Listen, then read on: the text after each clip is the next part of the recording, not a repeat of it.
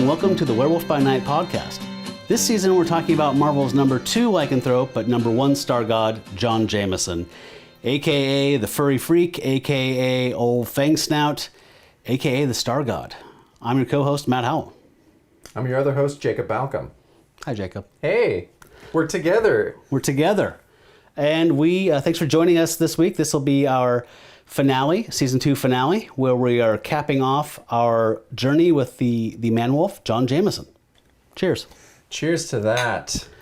We're enjoying a couple of Romita alterations, which was our season's drink that Ben M made. Yes. So let's taste it. Yeah. Mm-hmm. Wow. Yeah, it's really become my favorite drink. I drink them all the time. It's kind of all I drink anymore. I do too. And if anyone needs that recipe again, let us know on Patreon because we can send you that recipe, and it's become our household drink as well. So. Yeah. And Matt, thank you for the fancy duds that we are wearing tonight. Well, we had to signal the occasion's August, its importance. It is important. So we wanted to thank off the bat the folks who sent in their top 3s. That was very nice. We got some audio. We got some lists sent to us through Gmail, Twitter, Instagram, and Patreon. So thanks to everybody who did that. Our plan for the show is to keep it nice and simple and just kind of recap what we thought of season 2 overall, and then do our top 3s, and then talk about what's next. Sound good? Sounds good to me. Right on. So why don't you start? Well, like you and I were talking about earlier, we feel like we've made our opinions pretty well known as to what we think of the Man-Wolf saga, what we think the highs are, what we feel like the lows are. I think the both of us are in agreement that the Star God part of the Man-Wolf saga is the high point, is the best part of the saga. I think we can probably agree that the Marvel team-up is the low point of the saga. Not a terrible point. I enjoyed it because it was so terrible, but it's not the best thing. Yeah, I think that's a good call. It's essentially a hostess ad. Yeah, it is a hostess ad. Spread over 2 issues. Yeah. So, yeah, I agree with you. I was actually a fan of the Creatures on the Loose story. The handful of issues, what was that? Probably 8 issues. Leading up to Kraft taking it to outer space. I enjoyed them, but I can see how there wasn't a lot of gas in that tank, and it was very limited potential. I really enjoyed it. Once George Perez took over, then the issues are essential. Yes, definitely.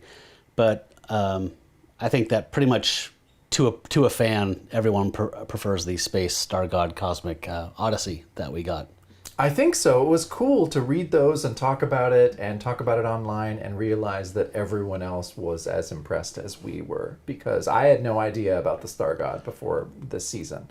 And now I can't imagine my life without him. Yeah. And if anyone out there is listening that works at Marvel, it's time for a return. Yeah, absolutely. And not just a return. We've seen John Jameson take his lupine form as the Star God since then. We're looking for a full return to the other realm and all that. Yes. Gorjun, Garth, the whole deal. Lambert. We're going to pronounce it like that, just on this show. It's Lambert this time. Come on, man. Yeah, I know, you're right. We have to be fancy, so yeah, correct. Right on. Are we ready? I feel like I'm ready. I'm ready. Let's get into our top 3s. Okay.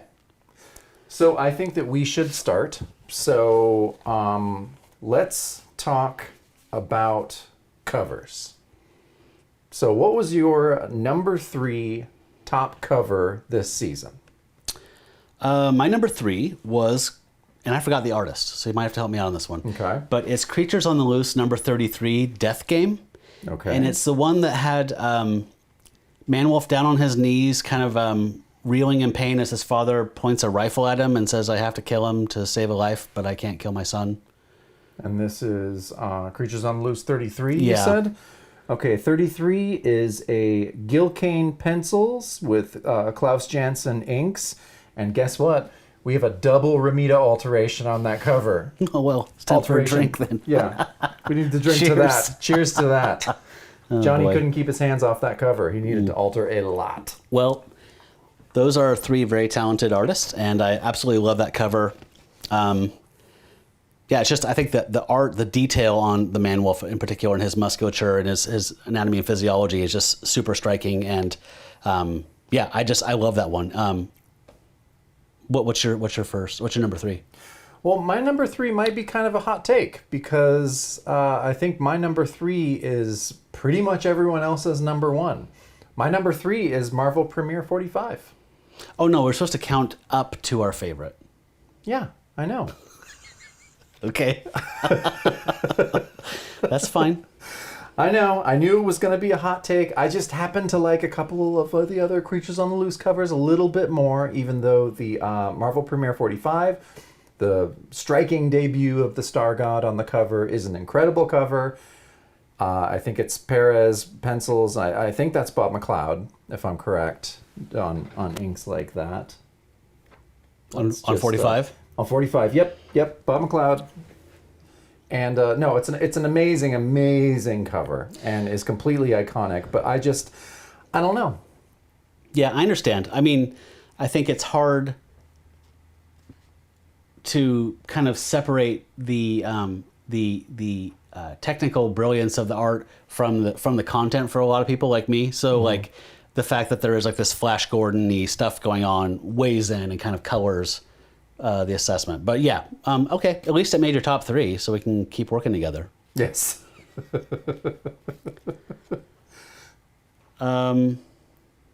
Me? Yeah, what's your top two? Okay, so mine might be kind of out of left field here. My next one is actually Creatures on the Loose 34, which is the one where he is falling from the train trestle as the trestle is like exploding and falling down after him, much like Buster Keaton's The General. I don't know what it is about that one, but it's always just stuck out to me as a very exciting and I don't know, it's just very dynamic and like the actual tension kind of comes across in that one more to me. Well, let me tell you something, Matt. Creatures on the Loose 34 is my second favorite cover as well because I love it for all those same reasons. It's dynamic. I think it's Perez coming out of the gate super strong. I love that whole issue. I bought it in a single issue. I have the original floppy of it, and I keep meaning to cut it up and make buttons because that's who I am. But I kind of can't. Like, even though it's a beat up issue, you know, it's probably a good plus. But I kind of just want it to read. Yeah. So I might not cut that one up. Yeah, and it was hard for me to kind of really be strictly adhere to like, this is just covers. Do not think about what's inside, you know, to just stick with what was going on. But that one really just was literally the first one that popped into my head besides my number one. I mean, it was like these two definitely, and then I'll pick what number three is. Yeah. So I think we should maybe choose one of the cards from people who sent in their submissions. We had a lot of submissions. We chose ones who were friends of the show, people that we'd like to acknowledge their opinion because they supported us so much. So first off, we have Michelle from Moonlit Comics. That's her official last name, from Moonlit Comics. And her number two, well, let's see. Oh, that was issues.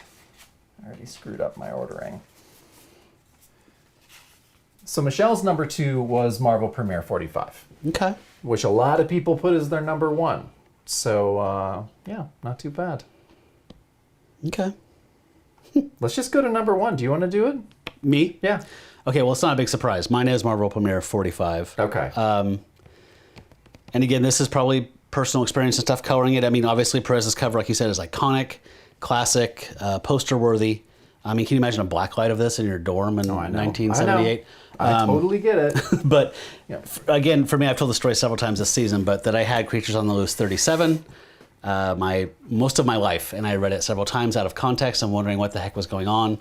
I don't think I knew that Marvel Premiere 45 and 46 existed until later. So I had no idea that story got wrapped up, more or less. So for me, it's kind of hard to separate that. But yeah, just if nothing else, even out of context, if this was a fake comic in a movie, I would still think the cover was absolutely amazing and die to know what was inside those pages. So you're not wrong. It's an amazing cover. Other people that agreed with you were Hal Sion, Oh, Russ from Tomes of Evil. He put Marvel Premiere 45 as his number one. And so did Brink. There you go. This is classic, very Masters of the Universe, high fantasy sci-fi with a fucking werewolf. Yep. That is from Brink, and Brink, you are absolutely right. Yeah. Yeah, there's flying animal. I mean, it's like it's got that Flash Gordon kind of feel, like the movie that would come out in a few years after this, and a werewolf. I mean, that's the thing. Like you describe all these things, and you're like, and there's a werewolf. And there's a werewolf. Yeah, it's just like No, it's adrenaline injected right into the heart. yeah. No, I get it, and I felt bad putting it as number 3, but I had to go with what I think other people said. And I know that that's what I agree with, is that Creatures on the Loose 31 is my number 1, which is our shirt, which is one of the most iconic covers. Yeah. Did this even make your top 3? No. That's really weird. It's on our shirts. I know. And I think I did that just because it felt like it was you know what I mean? It's like the White Album or something where it's just like, we can't pick that as your favorite album from 68. Or it's just like, that's going to be everybody's. Yeah, I guess so. So, I mean, there's psychology involved in this that's probably not fair to the art. I mean, that was on the short list, but it just didn't make it. Yeah. No, Michelle, okay, for Michelle's number 1, she put, it's a tie between Creatures on the Loose 30, 31, 33, and 34. A three-way tie. Four-way tie. Four-way tie. Four-way tie. So yeah, 31 is on there. I also think Ben chose number 31 as his favorite cover.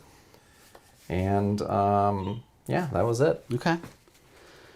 Those are all pretty good choices. No, though. they're pretty good choices. I mean, it's all solid choices. So I'm gonna have a drink of a Rumita to that. Any notable runner-ups or, you know? No, it was pretty. I think it was pretty unanimous. I had a couple. Creatures on the Loose 36. Yeah, Ben liked 36. He put it as number 3. Okay. And yeah, but everyone kind of that we saw online voted around the same. A lot of Marvel Premiere 45, a lot of Creatures on the Loose 31. Yeah. Yeah. Except Ryan Doe's put Marvel Premiere 46 as his top cover. Which is, I get it. No, I do too. It's a pretty cool cover. I hovered over that one for a bit. Yeah. I'm surprised that one didn't make, well, I guess Halcyon put that as his number 2 as well. So Okay. I think that, and I actually have that single issue as well. And I'm probably going to cut that up because we're going to need some Star God buttons. Yeah. For anyone that hasn't left a review, please leave us a review, send a screenshot of that. And I'm going to send you Man-Wolf buttons this time. Sweet. Yeah. Star God buttons. Don't worry, I'll make you some first and give you the first pick. Good deal. So we're moving right along to the category of moments. And for me, I struggled where to place this moment a bit, but there were some other things that I had to knock it out of, but gosh darn it. Okay, so my number 3 is Tony Isabella giving Christine Saunders a personality and a soul in Creatures on the Loose number 32.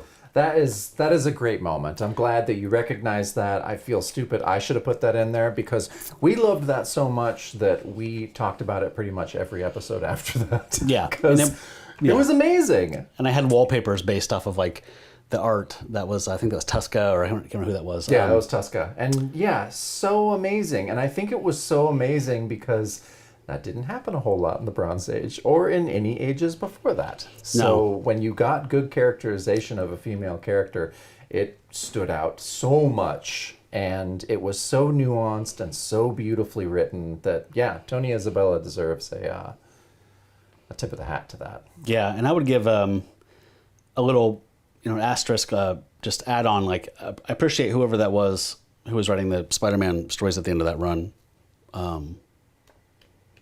Is that DeFalco? No.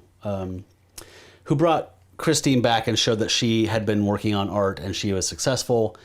It's Kraft.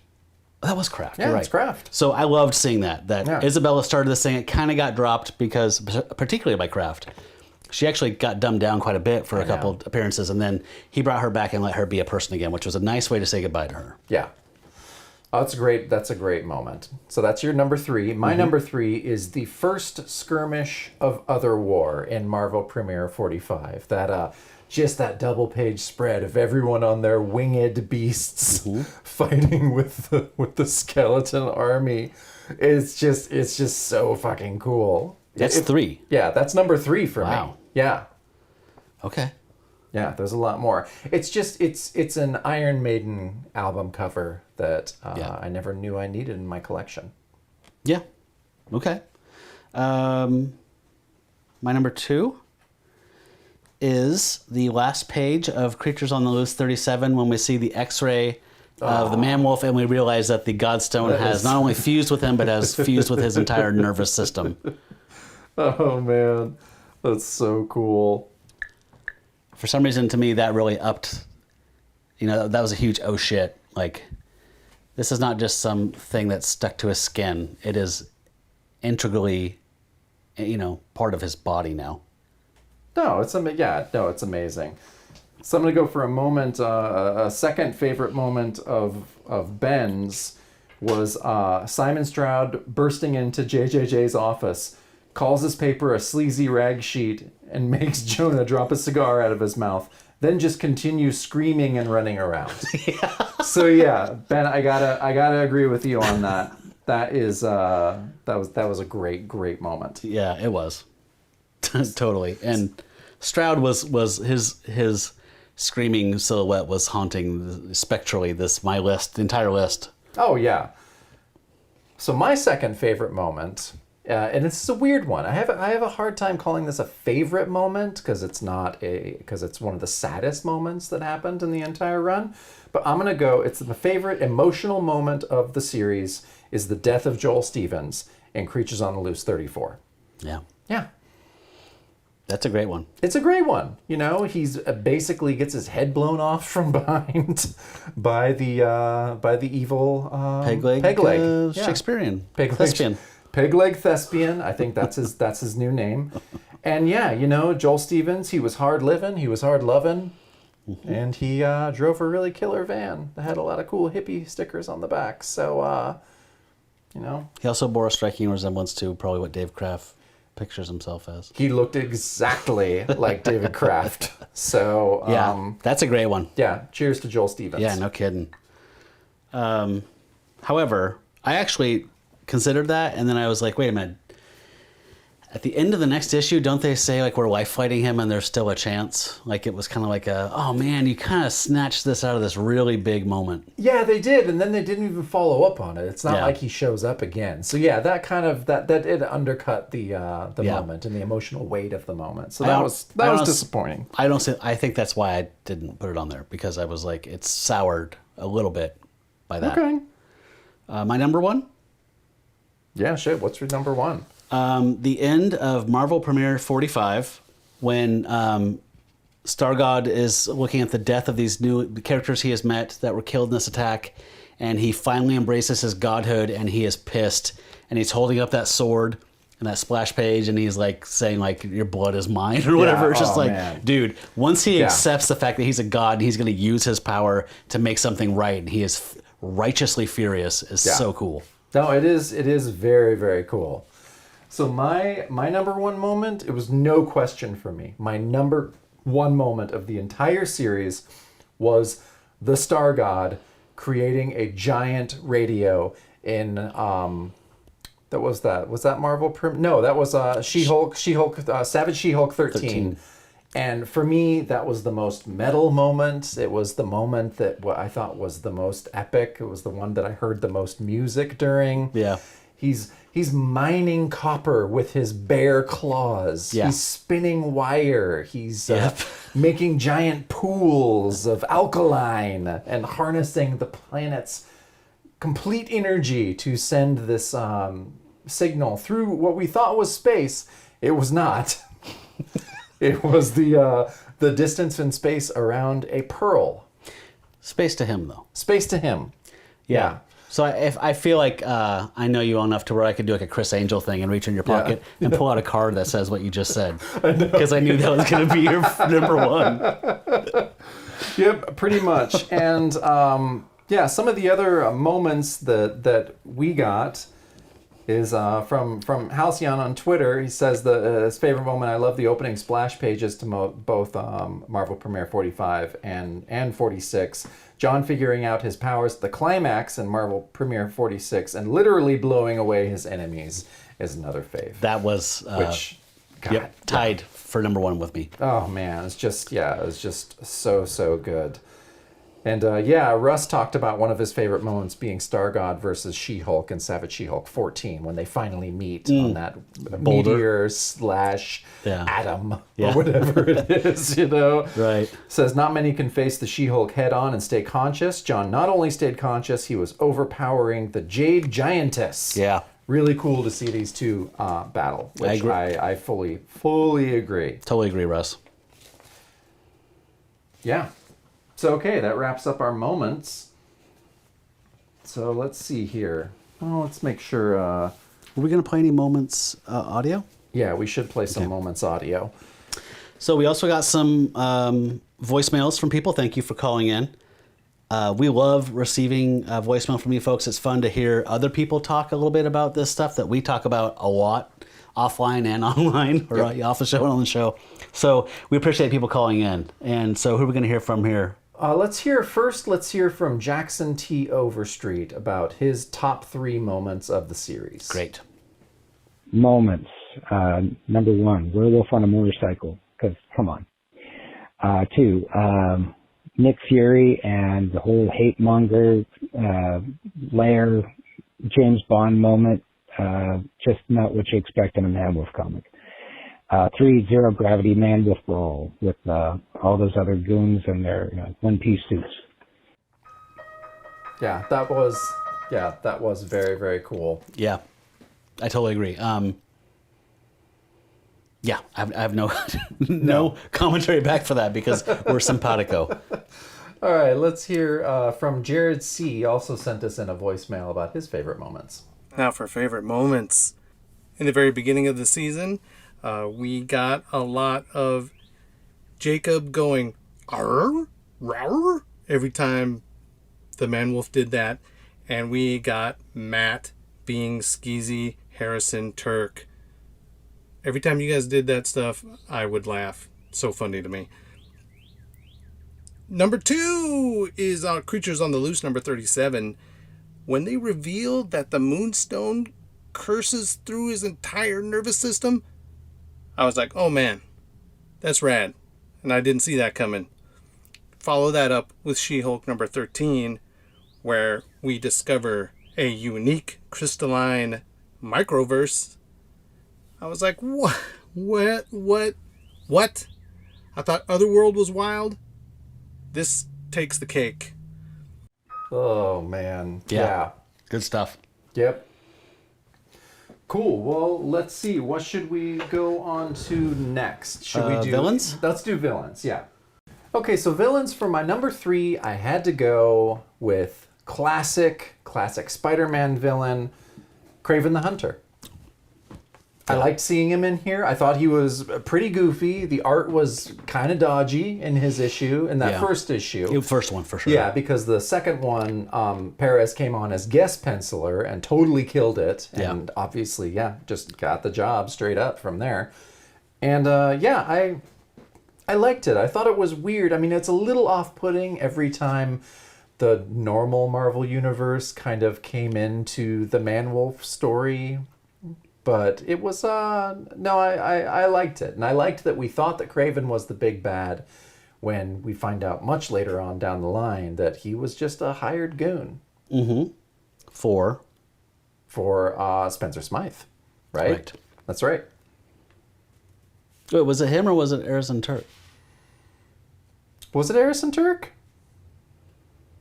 Yeah, probably It was. Okay, what am I thinking of? You're thinking of Spencer Smythe sent the in the Spider-Man issues. Yeah, in the Spider-Man issues. Yeah, you're right. He sent the Chameleon, which we didn't read. Yeah, he sent Electro to blow out a power station. That's right. No, you're right. Who did we see? Oh, we saw Jigsaw. Jigsaw is who we saw. Yeah. No, yeah. I mean, Harrison Turk was the big bad, but I'm sure we'll be talking about him in a sec. Yeah, he should come up. So my number 3 was the Georgian peg leg, well-spoken thug. Okay. Guy. Well, I mean, he is unique. He, I'll give you that. We met no one like him. No. I actually have quite a bit of affection. I'm not going to talk too much about the issues, but like for that Georgia storyline with the hate monger, it was strange stuff. And Shield showing up to save the day. It was really weird. John's it was particularly weird. John's refugee status ending and going into space. It was just it was a weird time, and I think it was weird in a good way. So let's go to one of the listeners. So we had Brink, who talked about that his third favorite villain was the Monster Maker. Baron von Stupf. Baron von Stupf. Finally getting some love. So you gotta like that. I'm not gonna lie, it was written here number 3, Yeah. and I crossed Oh, it you out. crossed it out. So yeah, okay. So Brink says the Monster Maker. I know, but I'll explain. The sheer hubris and total incompetence of the Monster Maker was a winning combo for me. He calls himself the Monster Maker, even makes a Trump-esque claim that everybody calls me the Monster Maker. Which is true, he did. Nobody knows about making monsters like I do. No, yeah, nobody can make monsters like I do. And yet, as we find out in the story, he has never actually made a single monster. And he never appears again. So the grand total accomplishment of his career is giving monsters free vacations in the Swiss Alps. And yet he goes down in history as the Monster Maker. That's a pretty impressive trick. I like that. That's great. Nice Yeah. response. And another achievement of his was that one big panel of his vision of having an army of super soldiers that are man-wolves that can cling to walls and are as strong as Frankenstein's. It's a great vision. Like it's truly insane, and it comes from an insane person. Yeah. But that one panel, you and I loved that one panel. Yeah. Of all these like man-wolves like wall crawling around the city and beating people up. Picking cars up over their head and people fleeing, screaming. That love and that. and him falling asleep next to a stack of books that said like ghosts and like Monsters. Monsters. Yeah. Oh God. Yeah. You know, Oh, I did man. have a lot of fun reading that issue, and with Greg Begoni when he Yeah. was on there with us. That was a lot of fun. Greg helped. So yeah, Greg did help. So Russ gave us for his number 3, Weird Hillbilly Guy. Yeah. Enough said, he says. So you got some love on that one, Matt. How did he lose that leg? How I did gotta he know. lose that leg? There's got to be some backstory there. Spinoff. So all right, so we're Squirrel on our, Girl has spinoffs. Squirrel Girl does have There's spin-offs. a yeah, Gwenpool. Gwenpool. There's room for this guy. There is room for this All guy. right, No, sorry. you're right. Okay, so we're on our number 2 Yes. villains. Okay. Or you? Is it me? I went first, right? Yeah, you go first. Arizin Turk. Oh, it's a number 2. All right. The number 2 bad. Most people's number 1. I won't lie. Yeah, as was mentioned earlier, I really liked. We genuinely felt concerned for Christine Saunders when she was being stalked by him as he was pretending to be a substitute art instructor. Yeah, that she just let in like with no hesitation. She's an artist. She's a free spirit. We've discussed this. I'm not doing it again. No, but that, and then for him to go to a, weird, gross pervert like so weird. masher on the subway to Fucking weird. a usurping god in another dimension was so fucking weird. Yeah, so weird. And then he's a villain in the Defenders for like 30 issues Yeah. or something. Like, I don't know about that much, but almost that much. Yeah, I mean, basically my takeaway from reading the She-Hulk stuff was I got to get a Defenders omnibus. I don't know if there's an omnibus edition or not, but I need that. I'm starting to read it, and it is pretty good. Yeah, I don't know why I was so opposed to it. It just felt like an off-brand loser comic to me. Well, I think But that's the point. That is the point, and I think that Kraft embraced that point to where I'm the same with you. Defenders and Champions, I was always like, no, those team books aren't for me. Those aren't real teams, And I stand by that with the Champions. They're a shitty team. Yeah, well, it's Hercules. It's Hercules. Anytime that Hercules is on a team, It your sucks. team's going to be shit. Was Was it Defenders or West Coast Avengers that the Shroud played a pretty large role in? I thought that was West Coast Avengers. I think you're right. Okay. I think so. I've been getting my head around, I need to find a way to get rid of money. So I was like, what if I do a Shroud bind? That's basically, like this Man-Wolf thing, but it's just all of his appearance. But he's actually around quite a bit. Wow, Night Shift. Oh yeah, he is. So Matt, I gotta say, I'm looking at the cards for a lot of votes here. A lot of people put Arison Turk as number 2. Okay, he's the shit. Got Ryan Doze did, Brink did, Michelle. So yeah, you have some you have some Like-minded, brilliant individuals. there are some brilliant individuals. So I'm gonna go with my number 2 villain was the Hate Monger. Because it was so batshit that he showed up. I love a classic Marvel villain, and because he's literally Hitler. Yep. And so that makes it all the more satisfying when he painfully melts to death, when his golden suit turns molten and literally Leaving the melts Earth's him. atmosphere. Yeah, as God. it's leaving Earth's atmosphere. That's the best death for Hitler I can imagine, honestly. Yeah. Well, there'd be more white hot iron penises involved. But Yes. but Yes. that's a good one. Yeah, pokers up the anus and all Yeah. of that. But no, that was pretty good. Your golden suit melting as you're leaving the atmosphere. That was pretty good in my book. I think that's a great one, and I hovered around him as well. And I really liked. I think I talked about this at the time, but I really liked that Kraft was making that case. I mean, as a hippie rock and roll biker or whatever dude he was, like that rednecks, much like the redneck peg leg guy that shot Joel in the head. That American good old boy racism, whatever that is just the same as Nazi, or is the same stripe as fascism, and you know what I mean? Yeah. Like that, very clearly drawing a line to connect those two. I thought that was cool. Yeah, no, that was super cool. So I'm really curious what your number 1 is then, man. What if Arison Turk isn't your number 1? Who's your number 1? This is going to cover a couple of things, but it's Marvel. So this will be Marvel for undoing the Star God whenever they pulled him back into the Spider-Man world.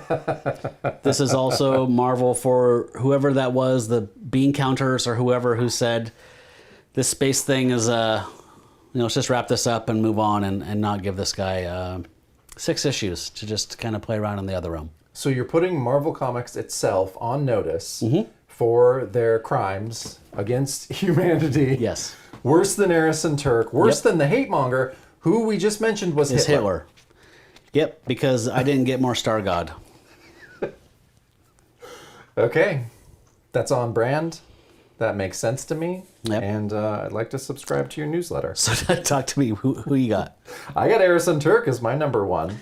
There was only like one other person that had Arison Turk as their number 1 as well.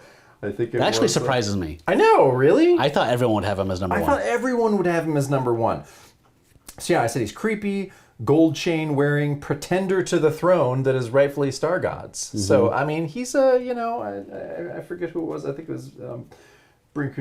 Right here. I think this is Russ saying Arison Turk, of course, the Ming, the Palpatine, the Sauron, Doom.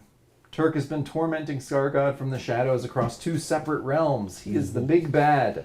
He has a cool design and he's so creepy. Plus he thinks he's God. He's rad. He is God. He is God. You're right. I mean, there's no thinking about it. So, yeah, kind of shocked that more people didn't have him as their number 1. But, I think I was just being fancy. well, kudos to you for being fancy. And I, one of the many regrets for me of this whole thing was how many ideas that are just kind of thrown out like pearls before swine. And like, I know. When he was the pretender to the throne in the other realm, he had a blue stone that was some other type of god stone. I want to know all about this. I want to know all about this world. I know. So you want to know who some of the other number 1 picks for villains were? Yeah, and if we have any audio, I'd like to hear that later. Okay, let's hear the audio in a sec. We got Ryan Doze says Simon Stroud, number 1 villain. What do you think of that? What do you think of calling Simon Stroud a villain? Well, he was hunting our Protagonist. Our protagonist. Yeah. So technically, yeah. Yeah. And he's a badass. Yeah. No one more badasser. How many people do you see walking around with a belt full of grenades? Just in New York belt. City. Grenade belt all the way. He's a badass. Yeah. Brink put Morbius as number one. Really? Yeah. Number one villain. Number one villain. I think there's some qualifiers here. I'm just going to double check. I mean, wasn't he ultimately responsible for refusing the... He found the Godstone in the bottom of the bay. He did. Okay, so we have, from Brink, he says, Morbius from Giant Size Superheroes, number one. Oh. Arms akimbo, tossing his head back, laughing about his most considered plan. Okay. That's good. Morbs was supervillaining at a college level in this issue. Yeah, that's true. And his plan was, okay, I'll get a werewolf, and the two of us will run to the college. It's pretty good. I mean, it's a considered plan. Spider-Man will absolutely be there waiting. The werewolf will fight him, and I will leave and come back in 4 hours and steal something. Oh, okay. That's a good one. It's a most considered plan, and he was so smug and proud of himself throughout, I enjoyed him and his absurd plan. Yeah. Again, Brink makes a pretty convincing argument there. Yeah, that was moving. I feel like doing the Citizen Kane clap or something there. Oh, man. Wow.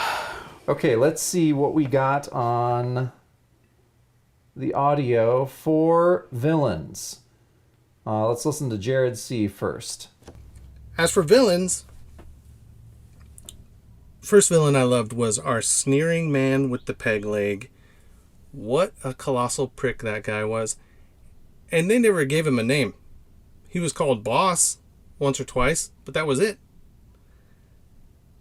Follow that up with E. Hammond Price from that Creatures on the Loose 37, the leader of the Space Force.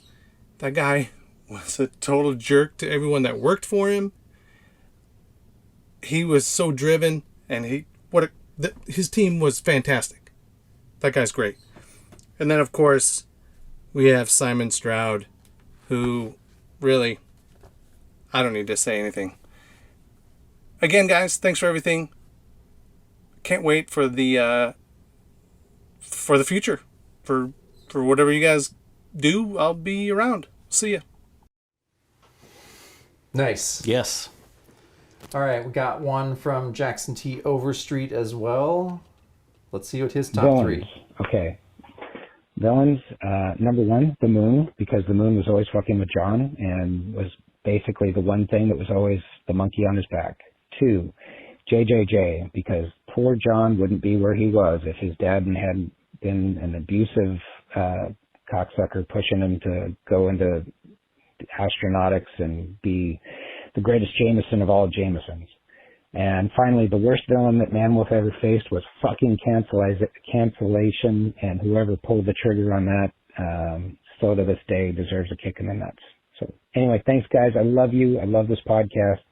I'm glad I found you. I love checking in with your nutty liberal Oregon, not conservative Oregon antics. So anyway, stay furry, my friends. Bye. Thank you. Very nice. Yes. All right, Matt. Well, I think we're at the end. We're at our last one. Mm-hmm. So we're going to be ranking full issues now. Our top 3 full issues from this season. What's your third?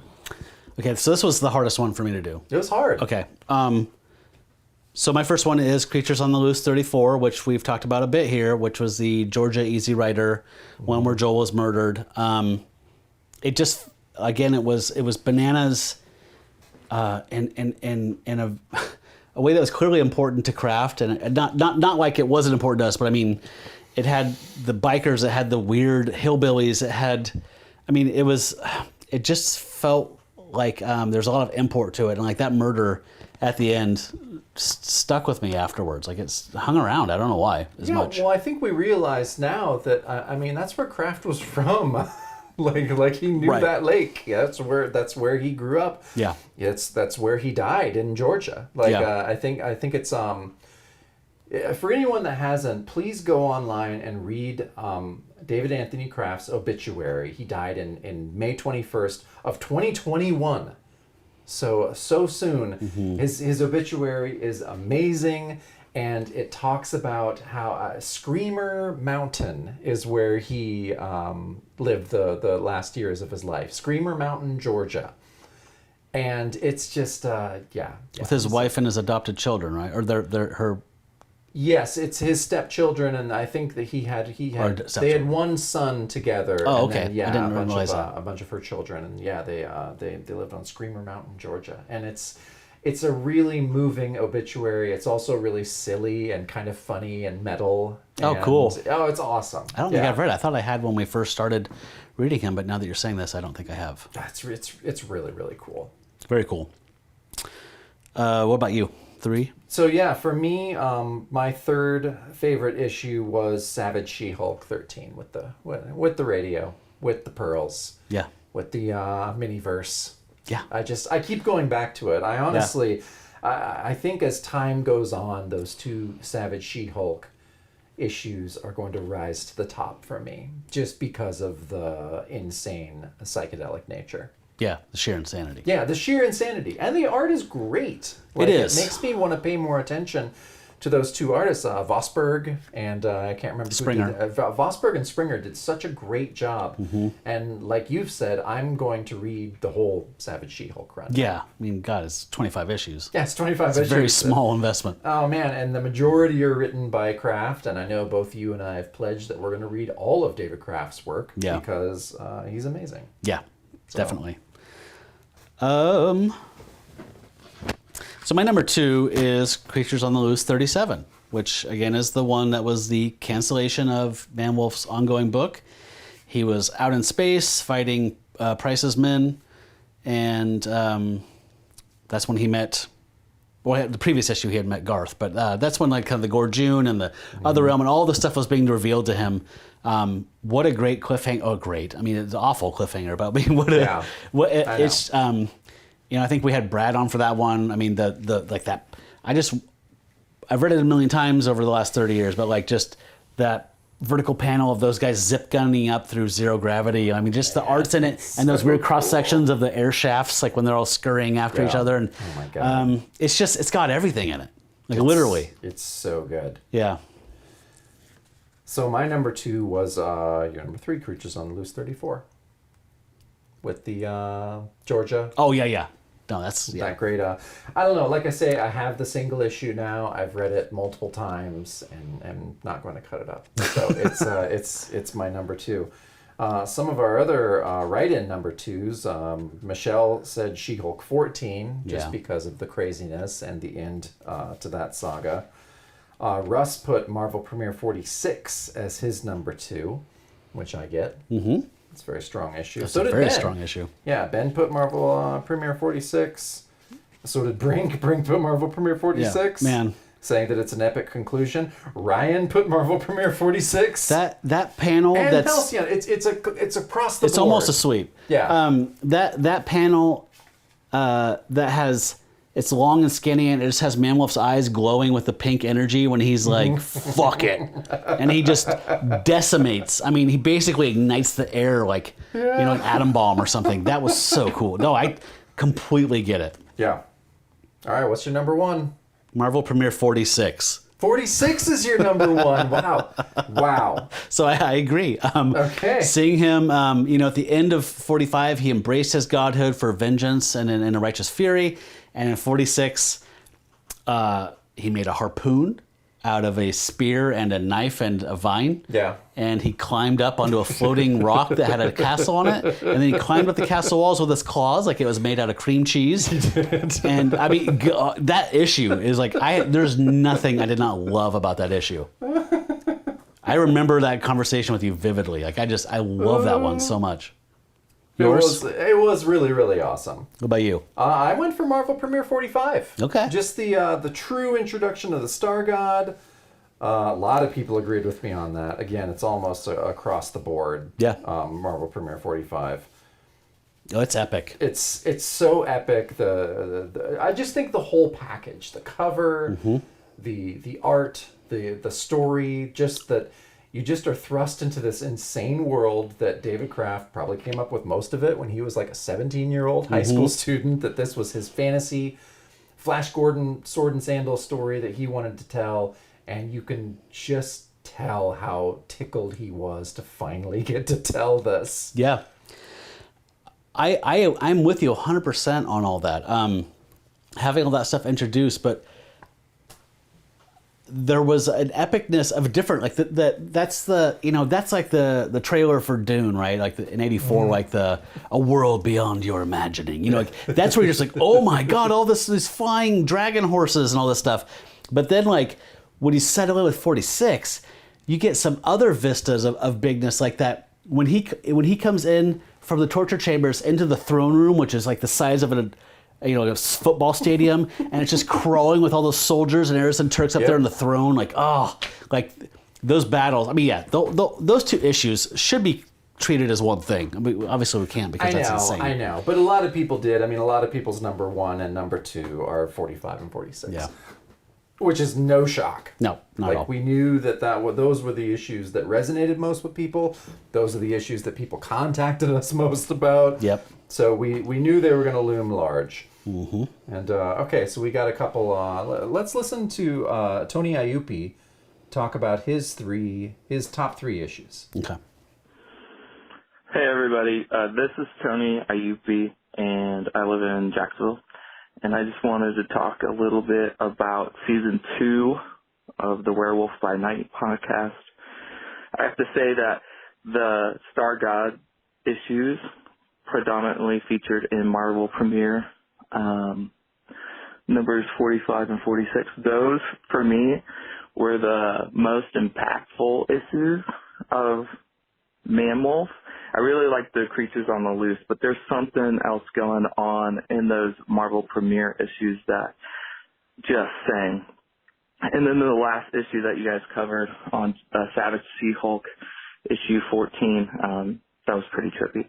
So I just wanted to share some of my favorite things about Man-Wolf. I don't think I would have ever considered Man-Wolf someone to be considered awesome until I really read these issues and got into the story and just the way that Kraft attempts creating his narrative and just the things going on in the bullpen at that time to kind of like either make him shift or pivot or change gears to still get the story out that he's been trying to get out for so long. So thanks for sharing all your information, all your research, all the awesome guests that you've had on to kind of talk about the ins and outs of not just the industry, but Man-Wolf, John Jameson. And if you see a Man-Wolf Star God bootleg comic in the future, don't be surprised. So I grant access for you to use my audio on this. You guys are amazing. Thank you. Have a good day. Thank you, Tony. That was great. That was a great call. That was really awesome. Thanks, Tony. Yeah, I feel like he hit on a bunch of stuff that's come up tonight. Right? I mean, yeah. I mean, it's everything. It's everyone was pretty unanimous. I don't think we've run into anyone that has been like, oh, of course I've read these issues. I love them. Mm-hmm. Everyone is coming to these like a newborn babe, just being like, you know, and so we've all had these amazing reactions to something that has just been hidden, that no one knows about. And it is. It's like you're finding, you know, it's like the first time you listen to Smile on a bootleg when you're 17 or something like that. Just something that you know is so special and you know that not a lot of people know about. Yeah. And so everyone is so excited about it. And I feel very honored that we, in some small part, got to expose people to this storyline and to us. I mean, this is the first time we read it too. Mm-hmm. And so I thought that was, you know, if I was to choose a favorite thing about this whole season, it would be that we got to share finding this and experiencing these 2 issues with everybody. And we got to have Joe Keating, one of my favorite comic writers of all time, on the issue with us for 45 on that episode talking about it. So fuck yeah. Yeah. It's just I've loved this season. yeah, well, we were doing Star God's work. We were doing the Star God's work. And I'm glad that we were successful. I'm glad so many people dug it. And like you said, I'm glad that we got to not only turn people on to a really cool character in this world, but also that we got to experience it together with them. Season 1, I had read Werewolf by Night probably through twice before we started that together. You read ahead a little bit, and this time we both decided at the start, let's experience each one. So, I mean, we would make predictions. We would be wrong about stuff that we thought was going to happen next. We were wrong a lot. So that was kind of fun. Great season. We really appreciate people coming along with us for this journey. I'm excited for what's to come, but I'm really glad that we just wrapped this one with such a high watermark. I think it was great stuff, and I felt like it just got better and better as it went along. Right? I mean, there was hiccups. There was a Marvel team up. I'm not gonna lie, but I mean, even when there's a hiccup, it's still fun. Yeah, the hiccups were super fun. So yeah, I have no regrets. So we had a message from, let's find this here, from Jackson that kind of touched a little bit on what we're gonna do. Jackson next. T. Overstreet. I have a question. Did Jack and John ever meet? Maybe not in werewolf form, but did they ever cross paths? Obviously past the Golden Age, Bronze Age, but just wondering. I don't know if you guys ever asked the question or if it's been covered already, but just wondering. Thank you for the question, Jackson. We did not address this. No, we didn't. And you know the answer.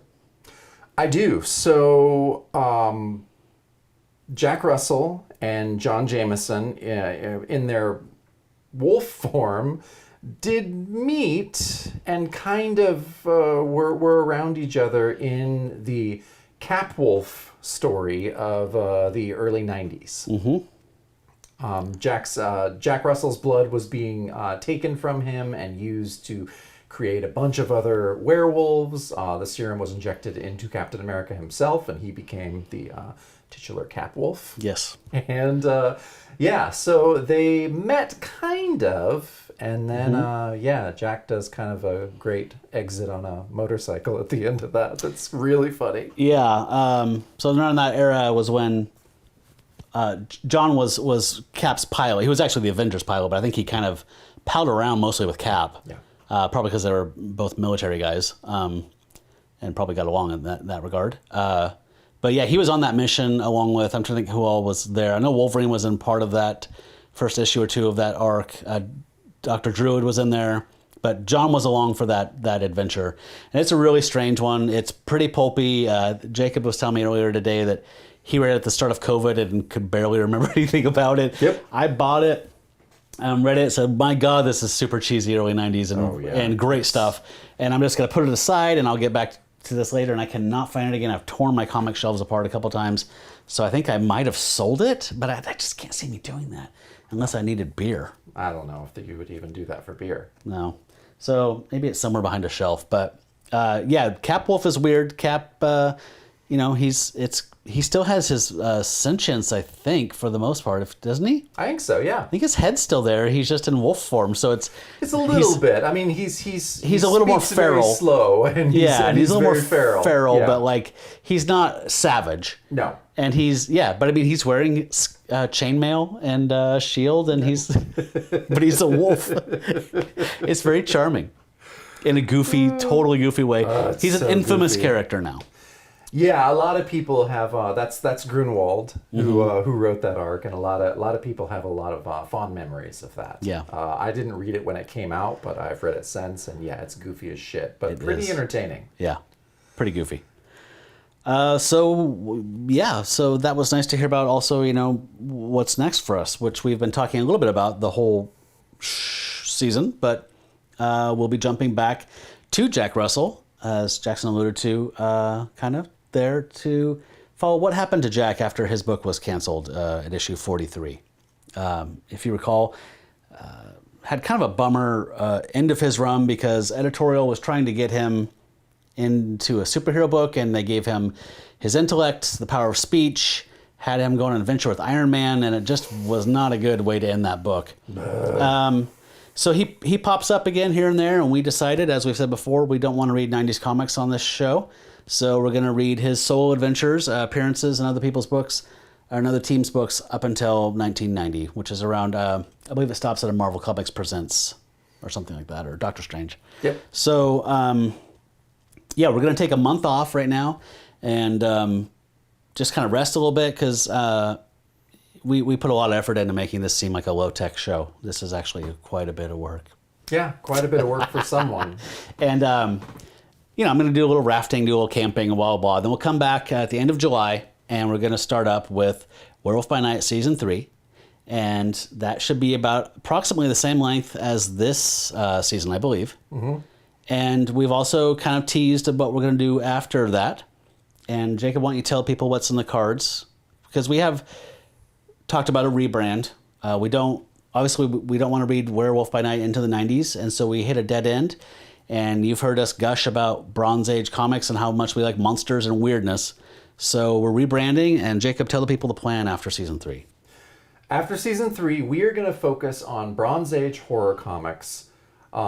Mostly of Marvel, but we're leaving the door open. Anything mainly in the 70s. We're going to stick in the 70s. We put a contest out to our patrons trying to come up with a different name. We had 2 winners of that contest. They were Michelle from Moonlit Comics and our friend Caleb. And so we are going to rebrand ourselves as Bronze Age Monsters. Bam. Bam. Bronze Age Monsters. So we're doing this so we are not going to be tethered to werewolves. We'll be able to talk about all the different Bronze Age monsters from Marvel, you know, Man-Thing, Son of Satan, and so that's what we're going to do for our 4th season. After we put Jack Russell, we put Werewolf by Night to bed, we're going to focus our 1st season on Son of Satan, which was also voted on by the patrons. And it wasn't overwhelming, but it was almost overwhelming. Everyone wanted us to talk about Son of Satan next. Yes. So that's what we're going to do. And now that our show is not a trademarked title of Marvel's, we are going to be able to make shirts. We're going to have swag. We're going to have cool shit. So, yeah, Matt and I are really excited about the rebrand. Very much so. Yeah. And we are focusing on monsters, as Jacob said, in the Marvel or the Bronze Age horror stuff, but we did want to kind of leave. We also liked the aspect of the new branded show name because we could bend that a little bit and maybe bend it almost till it breaks. So, and ultimately, we are the Bronze Age monsters. We are monsters for Bronze Age comics. So we might get into Minch and Plug's Planet of the Apes, or we might get into something like that, but which is not strictly horror, but obviously checks every box in both of our lists. So, yeah, that's what the future holds for us beyond Season 3 of the show. So, I think we just put a cap on Season 2. I think we did. It was a great season. I'm really excited. I'm sad it's over, but I'm excited we get to move on. We get to go back to Jack Russell, which I'm pretty excited about. We get one more season to go back, talk about how much we love Jack Russell, how much we love Werewolf by Night, and then move on to greener and bloodier pastures. Yeah. So thank you, everybody, for supporting us, particularly the folks who have chosen to support us on Patreon. We can't thank you enough for that. That's amazing. That's right. That your contributions are paying for a graphic designer to make us a snazzy new logo that we're going to own and be able to put on coffee mugs and t-shirts and whatever else you guys want to have. It pays to keep the lights on as far as hosting the show and our Zoom fees, all that stuff. It all goes towards the show. It's money that we put aside just for this. So we really do appreciate you supporting us in that respect. And it's redoubled, I think, my enthusiasm and energy for doing this. I'm already crazy about the stuff for comics, and then having people who are so supportive and warm and kind to us makes me just want to even do it twice as much. I totally agree. And we got these snazzy tuxedo t-shirts, so Yeah. Thank you for that. We feel very fancy. I appreciate it. That was actually out of my checking account. Oh, fine. That's such a flex. All right, everybody. Thank you so much for supporting us again. And we will be taking a break for, like I said, for a month, but we'll be back and we'll definitely be around. We'll still be posting on social media and doing that stuff. We're just not going to be publishing episodes for about a month until late July, I would say. All right, Jacob. Nice work. Nicely done, my friend. Well, everybody, thanks for listening. Thanks for watching. Till we meet again, neath the full moon, furry ones, here's howling at ya.